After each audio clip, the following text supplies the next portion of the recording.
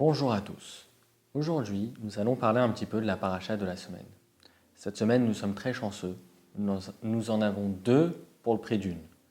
Acharemot et Kedoshim. Aujourd'hui, on va essayer de s'attarder un petit peu sur la première de ces deux parachiotes, celle de Acharemot. En réalité, c'est les enseignements qui viennent juste après le décès, comme vous le savez déjà probablement, des deux enfants de Aaron. Ils étaient décédés malheureusement en entrant dans le Kodesh HaKodashim, en entrant dans le Saint des Saints, alors qu'ils n'y avaient pas été conviés. Concrètement, la Torah essaye de mettre des mesures, barrières, de faire des règles, afin que ce genre de situation ne se reproduise pas. Et donc, la Torah nous explique que ça va être seulement le jour de Kippour, et par la même occasion, la Torah nous donne le service de Yom Kippour du grand prêtre.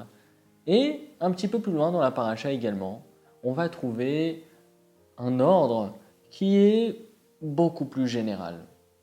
Je vais citer le pasuk. Ushmartem et rukotai vet mishpatai, asher yaase otam haadam vachai bahem. Toutes les règles que vous préserverez, que l'homme accomplirait, mais le mot qui nous intéresse le plus aujourd'hui, vachai bahem, et il vivra avec. En réalité, dans le traité Yoma, on nous enseigne qu'à partir de ce verset, on apprend le fait que le jour du Shabbat, la sainteté du Shabbat doit être repoussée à partir du moment où il y a quelqu'un qui est en danger. Il est bien écrit dans le verset « Vachai bahem ». À partir du moment où quelqu'un est en danger de vie ou de mort, eh bien la Torah nous demande de repousser le Shabbat. Il est très intéressant de voir qu'on utilise ce verset, qui est un verset qui est très général, qui a priori parle de toutes les mitzvot de la Torah, pour nous enseigner quelque chose qui est propre au Shabbat. Surtout quand on sait, dans plusieurs endroits du Talmud, il est écrit qu'on apprend justement de ce verset le fait qu'à propos de toutes les mitzvot sauf 3, on doit les repousser pour préserver la vie.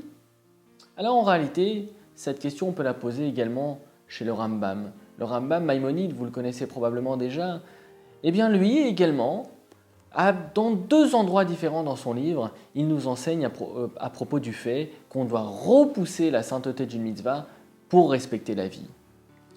Un endroit, il parle de la globalité des mitzvot, et un autre endroit, il parle spécifiquement du Shabbat. Et, surprise, il utilise exactement le même verset pour les deux. Et donc, on peut se poser exactement la même question. A priori, un verset qui est général, qui parle de toutes les mitzvot, et en plus, le fait qu'on ait déjà enseigné que toutes les mitzvot, sauf 3, on les repousse pour préserver la vie, quel est l'intérêt d'ajouter l'enseignement du Shabbat ?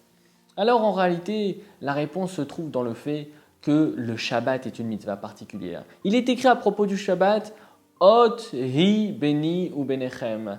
Ceci est une alliance, un signe entre vous et moi. Et en réalité, c'est exactement ça qui fait toute la différence. Le fait qu'il est écrit clairement « Beni ou benechem » entre moi et vous, signifie le fait que si vous n'êtes pas là, cette alliance ne peut avoir lieu. Et en réalité, c'est exactement ça l'idée. L'idée est que le Shabbat est une mitzvah tellement particulière qui a tellement d'importance et qui est révélateur sur cette fameuse alliance entre nous et Hachem que le fait de la mettre en valeur et de repousser cette mitzvah-là pour sauver une vie, eh bien, ça prend une force extraordinaire. Mais non seulement ça, c'est pas seulement repousser la mitzvah, c'est que le jour du Shabbat, quand il s'agit de sauver la vie d'un homme, un homme avec un grand H, eh bien, ce qu'il se passe, c'est que ça devient la mitzvah du Shabbat. Si, a priori, on n'a pas le droit d'utiliser l'électricité pendant le Shabbat, le jour du Shabbat, quand il s'agit de sauver une vie, c'est une mitzvah d'utiliser l'électricité et de faire tout ce dont on a besoin de faire pour sauver la vie. Alors, une fois qu'on a bien compris l'importance que la Torah donne à la vie, eh bien, il ne nous reste plus qu'une chose à se souhaiter, qu'on n'ait jamais besoin de repousser aucune mitzvah pour préserver la vie, car on sera toujours en bonne santé. Le principal, la santé, elle vient quand on étudie la Torah.